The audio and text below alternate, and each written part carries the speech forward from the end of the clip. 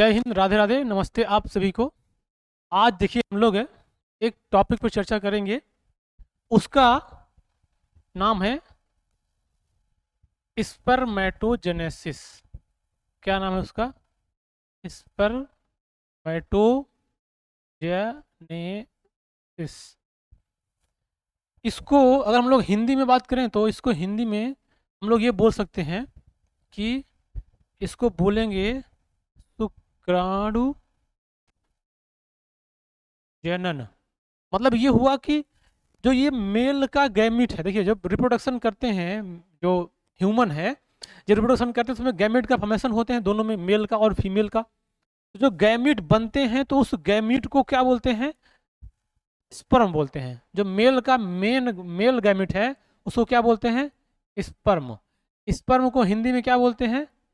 शुक्राणु, है ना। और इन्हीं के बनने की प्रोसेस तो क्या बोलते हैं? शुक्राणु जनन, या बोलते हैं स्पर्मेटोजेनेसिस। समझ में आई? तो हम लोग आज ही समझेंगे ये पहली बात तो ये कहाँ बनता है ना। और दूसरा क्या है, कैसे बनता है।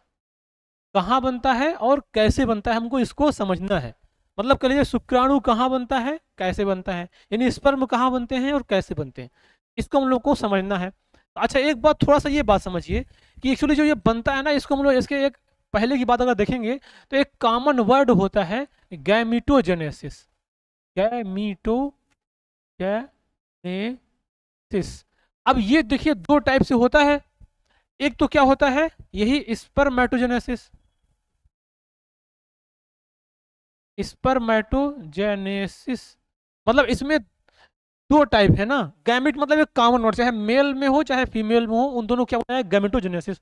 अगर इसमें होगा, अगर ये जो स्पर्मेटोजेनेसिस है ये होता है मेल में, और इसके बाद यहां क्या होगा? oogenesis। ये कहां होता है? ये होता है फीमेल में। बात समझ आ गई? तो इसमें को हम लोग आज इस वाले लेक्चर में ये पहला वाला पार्ट पढ़ेंगे, यानी गैमिट का फॉर्मेशन। जो ये यहाँ पे लिखा है गैमिटोजेनेसिस, इसका मतलब होता है गैमिट का बनना, मतलब मेल और फीमेल दोनों का। तो अगर स्पर्म बनेगा तो क्या कहलाएगा? स्पर्मेटोजेनेसिस, जो कि क्या है? मेल गैमिट का बनना, अर्थात शुक्राणु का बनना। अब उसके बाद अगर फीमेल बनेगा तो कहलाएगा oogonim, अर्थात ओवम का बनना या अंडाणु का बनना। तो हम लोग आज इस वाले पार्ट में ये पहला नंबर पार्ट इस लेक्चर में समझेंगे कि स्पर्मेटोजेनेसिस कहाँ होता है। तो यही वाला तो आपका टॉपिक था, ये शुक्राणु जनन मतलब कहाँ बनता है।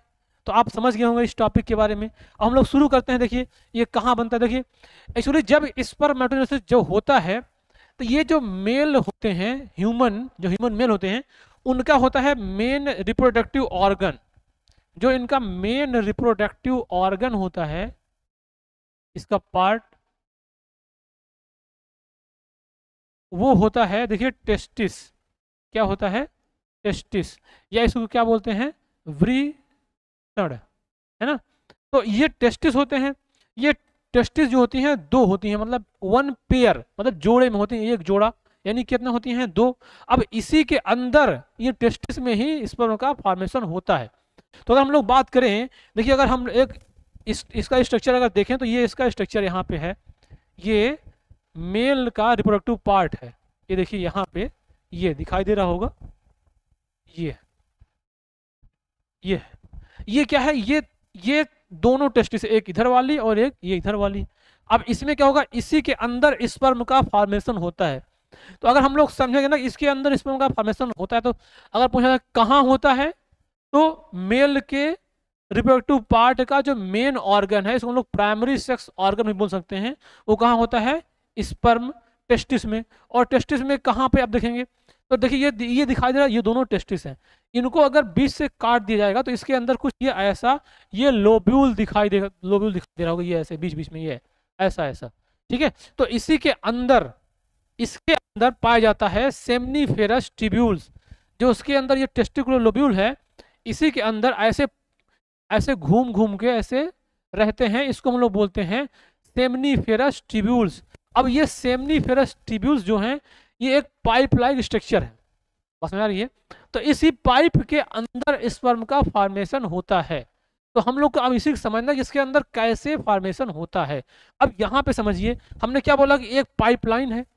तो जैसे अगर हमने जिसे माना कि एक ये ऐसे पाइपलाइन है, इसके अंदर स्पर्म का फॉर्मेशन होना है। ये क्या है? यही आपका सेमनीफेरस ट्यूब्यूल्स है। किसके अंदर पाया जाता है? टेस्टिस के अंदर। तो आप देखिए यहाँ पे इसके अंदर स्पर्म का फॉर्मेशन होगा। तो हम लोग क्या कहते हैं, इसको क्या करते हैं, थोड़ा सा मोटा करके समझ लेते हैं इसको, कि इसके जो वाल है, ये वाली, ये वाल थोड़ी मान लीजिए मोटी है। और अगर देखिए जानते कोई पाइप है, अगर उसके पाइप के बीच का पार्ट हम लोग देखेंगे तो उसको हम लोग बोलते हैं ल्यूमेन। उसको क्या बोलते हैं? जैसे ये जो बीच वाला स्पेस है, इसको बोला जाएगा ल्यूमेन।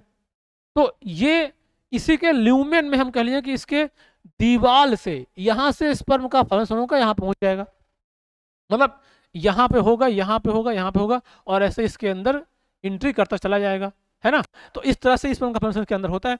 अब सोचो अगर किसी पाइप को ऐसे काट दिया जाए, काटा मतलब उसका टीएस, अगर उसका ऐसा टीएस काट देंगे, समझ रहे हैं, तो ये कुछ ऐसा ऐसे सर्कल सर्कल दिखेगा।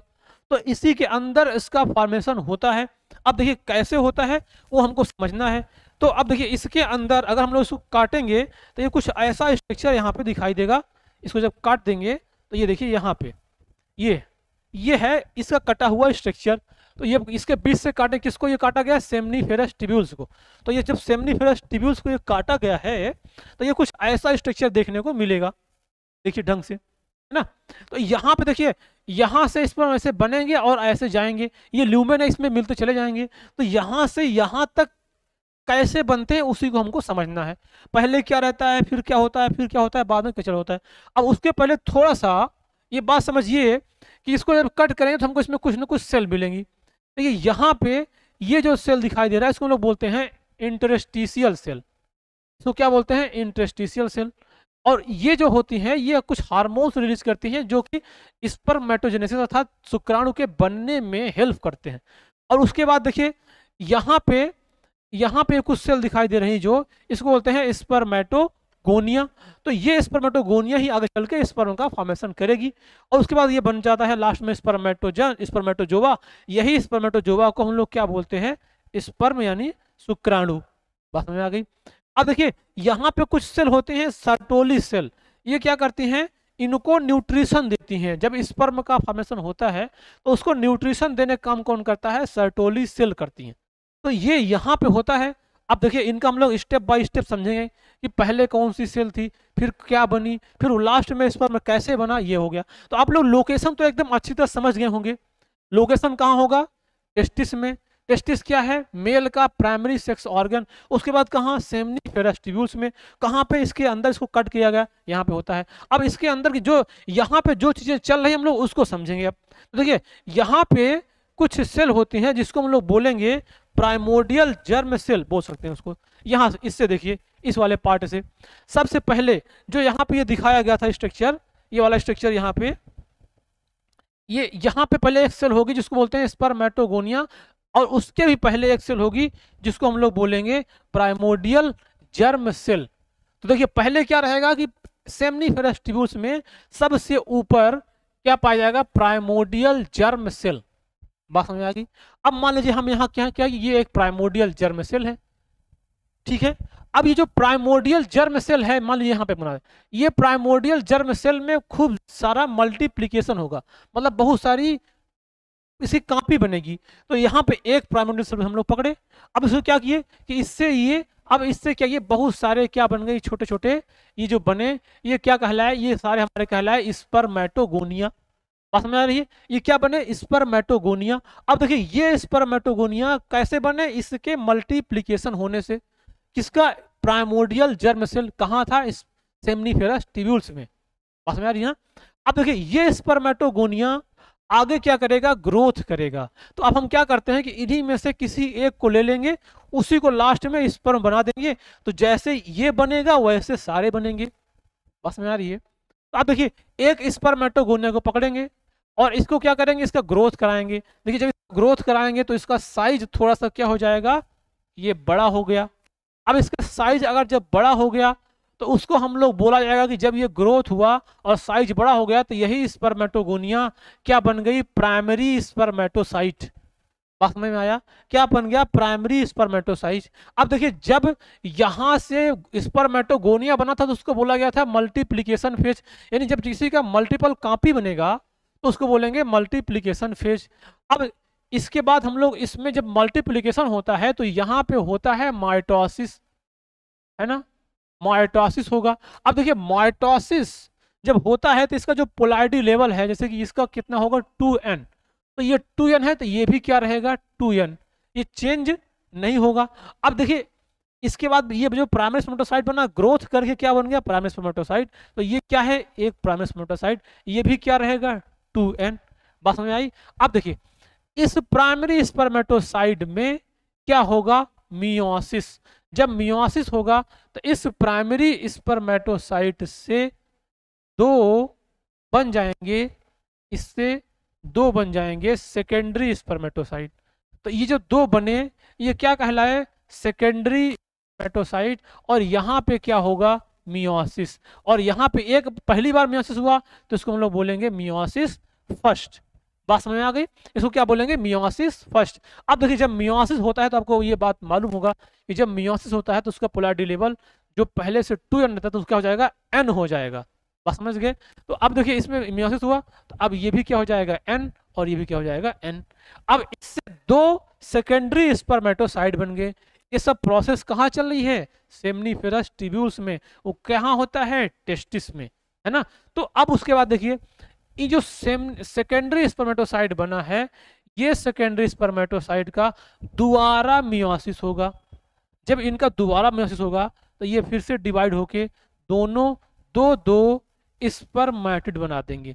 तो अब ये यहाँ पे फिर से क्या हुआ, ये यहाँ पे फिर से मियोसिस, यहाँ पे मियोसिस हुआ तो ये क्या है दोबारा, तो इसको क्या बोलेंगे मियोसिस सेकेंड। यहाँ पे देखिए ये क्या हुआ मियोसिस सेकेंड, यानी सेकेंडरी स्पर्मेटोसाइट से स्पर्मेटिड बना। कितने बन जाएंगे चार, 1 2 3 4, तो 4 स्पर्मेटिड बन गया, है ना। अब देखिए ये जो स्पर्मेटिड बना है तो यहाँ मियोसिस सेकेंड होने के बाद यहाँ पे भी ये क्या रहेंगे n, ये भी क्या रहेंगे n, ये भी क्या रहेगा n, ये भी क्या रहेगा n, सारे क्या रहेंगे n n कंडीशन इनकी रहेगी। अब देखिए ये जो स्पर्मेटिड बना है ये स्पर्मेटिड आगे चल के ग्रोथ करेगा, और ग्रोथ करने के बाद क्या बना देगा स्पर्म। तो यहाँ पे अभी जो फाइनल बन जाएगा ये बनेगा एक स्पर्मेटोसाइट से ये मैच्योर होंगे, और ऐसे क्या बनेंगे ऐसे 4 स्पर्म बन जाएंगे। तो इस फेज को जो यहाँ से लेके यहाँ तक बना है, मतलब अगर कभी भी स्पर्मेटिड से स्पर्म बनने की प्रोसेस को बोला जाता है स्पर्मियोजेनेसिस। ये बात आप याद रखिएगा, बहुत इंपॉर्टेंट बात है, कंफ्यूजन आप मत ना हो जाए कि स्पर्मेटोजेनेसिस को ये बोल देते हैं कि यहाँ से लेके प्राइमोर्डियल जर्म सेल से लेके स्पर्म के बनने को बोलते हैं स्पर्मेटोजेनेसिस, लेकिन यहाँ पे एक वर्ड है स्पर्मियोजेनेसिस।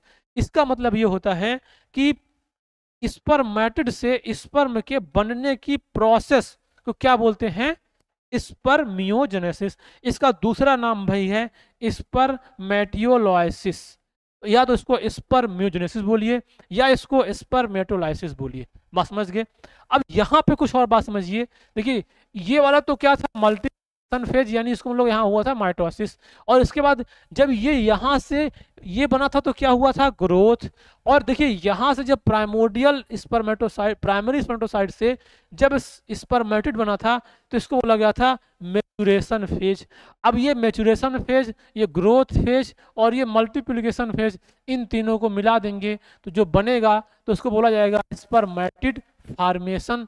ये पूरा यहाँ से, यानी अगर देखा जाए तो प्राइमोर्डियल जर्म सेल से लेके कहां तक स्पर्मेटिड तक की प्रोसेस जो होती है उसको क्या बोलते हैं स्पर्मेटिड का फॉर्मेशन। और उसके बाद जब स्पर्मेटिड से स्पर्म बनता है तो उसको क्या बोलते हैं स्पर्मियोजेनेसिस या स्पर्मेटियोलाइसिस।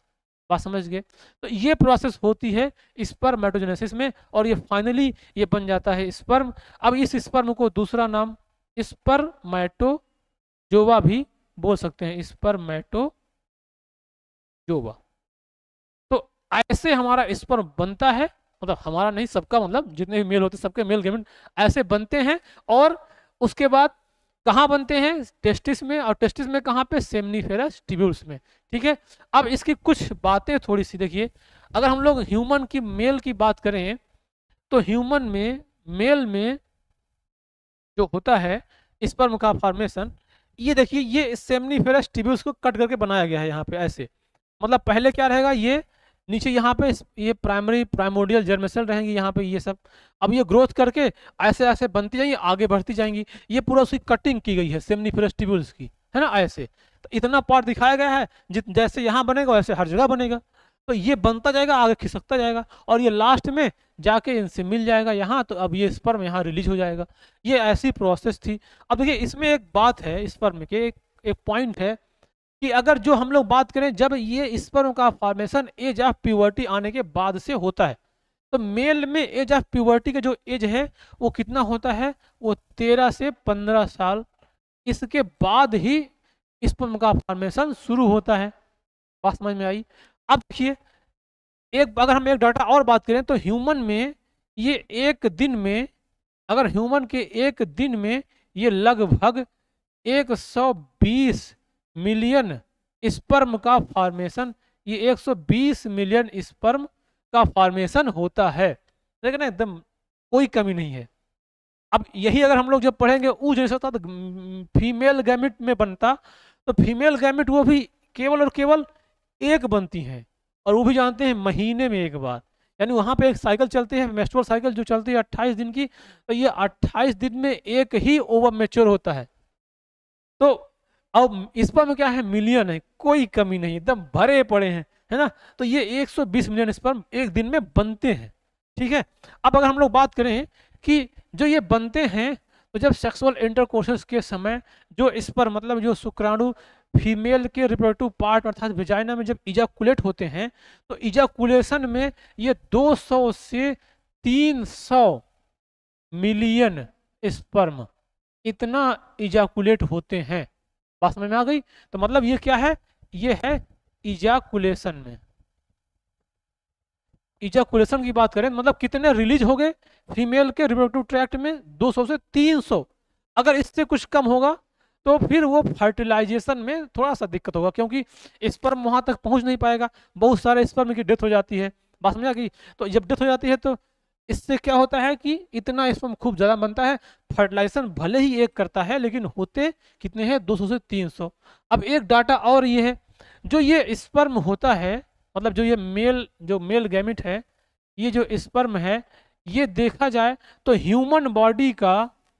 ह्यूमन का सबसे स्मॉलेस्ट, मतलब छोटा सबसे सेल, ह्यूमन का स्मॉलेस्ट सेल कौन होता है? ये होता है स्पर्म। सॉरी। और सबसे बड़ा सेल बात करेंगे तो ओवम होते हैं, जो कि फीमेल का गैमेट है, सॉरी फीमेल गैमेट है। और इसमें क्या है? स्मॉलेस्ट सेल कौन होता है? ह्यूमन। एक ये डाटा हो गया। अब एक बात और देखिए, ये जो स्पर्म होते हैं, इस स्पर्म को अगर देखा जाए स्पर्म को, तो ये जब रिलीज होते हैं इजाकुलेशन के समय, तो वो अकेले स्पर्म रिलीज नहीं होता है, उसके साथ में कुछ और भी मटेरियल आते हैं, लिक्विड जैसे होते हैं। अगर हम लोग उसको बात करेंगे तो वो उसको कहते हैं सीमेन, है ना। यानी जब सेक्सुअल इंटरकोर्स के समय जब इस ओवम में, मतलब फीमेल के रिप्रोडक्टिव ट्रैक्ट में, पार्ट में, जब ये रिलीज होता है तो वो अकेले स्पर्म नहीं आता, वो आता है सीमेन के फॉर्म में। अब देखिए इसमें होता क्या क्या है? उसमें होता है एक तो स्पर्म, और दूसरा क्या होता है? Seminal plasma. सेमिनल प्लाज्मा ये लगभग होता है 60%, और जो स्पर्म है ये होता है 40%। ये दोनों मिला के रिलीज होते हैं, उसमें जो व्हाइट कलर का होता है जिसको वीर हिंदी में बोलते हैं, तो ये सीमेन होता है। अब इस सीमेन का जो पीएच होता है वो होता है 7.5, मतलब ये लगभग क्या होता है? न्यूट्रल होते हैं। बात समझ गए? अकेले स्पर्म नहीं आ पाएगा, अपने साथ वो सुरक्षा लेके चलता है ना, क्योंकि उसको बहुत देर तक थोड़ा वहां टारगेट तक पहुंचना है। तो इसलिए उसको क्या बोलते हैं? सीमेन, या इसको हिंदी में क्या बोलते हैं? वीर्य। बात समझ गए? तो ये स्पर्म का फॉर्मेशन अर्थात स्पर्मेटोजेनेसिस या शुक्राणु जनन, कहाँ पे स्पर्म बनता है? और कैसे बनता है, हम लोग इसको समझे। अब हम लोग इसके बाद जो दूसरे लेक्चर में ये बात समझेंगे कि ये दूसरा पार्ट है गैमेटोजेनेसिस का। दूसरा पार्ट, पहला पार्ट हम लोग पढ़ लिए स्पर्मेटोजेनेसिस, अब दूसरा पार्ट पढ़ेंगे oogenesis। फिर इसके बाद आएगा कि इसके प्रोडक्ट से जो स्पर्म बना, यानी जो इस पे, और फिर उसके बाद जो oogenesis से जो ओवम बना उसका स्ट्रक्चर कैसा होता है। तो अब दूसरे लेक्चर में हम लोग समझेंगे कि oogenesis की प्रोसेस कैसे होती है, और फिर इन दोनों से बनने वाले जो गैमिट हैं उनका स्ट्रक्चर, वो जो बनते हैं स्पर्म, वो कैसा दिखता है ना, उसमें कौन कौन से पार्ट होते हैं, कौन सा पार्ट क्या काम करता है, तो वो सब हम लोग डिटेल में बात करेंगे इसके बाद। ठीक है।